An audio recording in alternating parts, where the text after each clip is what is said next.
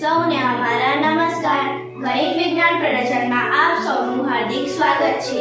આપણા દેશમાં મોટાભાગે કોઈ પણ તહેવાર હોય, કોઈ પણ ભગવાનની પૂજા હોય, યજ્ઞ હોય, કોઈ પણ ધાર્મિક કાર્યો હોય તથા જન્મદિવસની ઉજવણી હોય, કોઈ પણ ફંક્શન હોય ત્યારે ડેકોરેશન માટે ફૂલોનો ઉપયોગ થાય છે. દરરોજ હજારો લાખોની સંખ્યામાં ફૂલો વપરાય છે, પણ આ ફૂલોનો ઉપયોગ થયા બાદ તે કચરામાં જ નાખવામાં આવે છે, જ્યાં તે પૃથ્વી પર પ્રદૂષણનો જ ભાગ બને છે.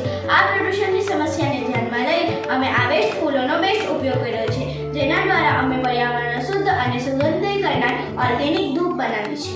ધૂપ બનાવવા માટે જરૂરી સામગ્રી: વેસ્ટ ફૂલો, નારિયેળના છોડા, ગાયના ગોબરના છાણા, કપૂર, ઘી અને પાણી.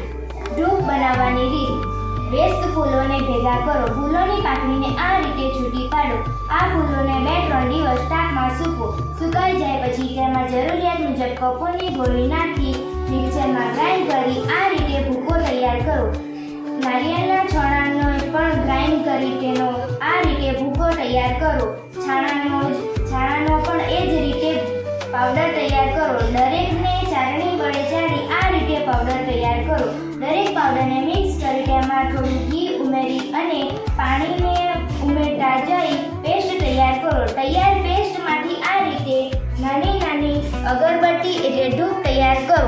તૈયાર ધૂપને 2 દિવસ તાપમાં સૂકવો. આ અમારી તૈયાર છે ધૂપ.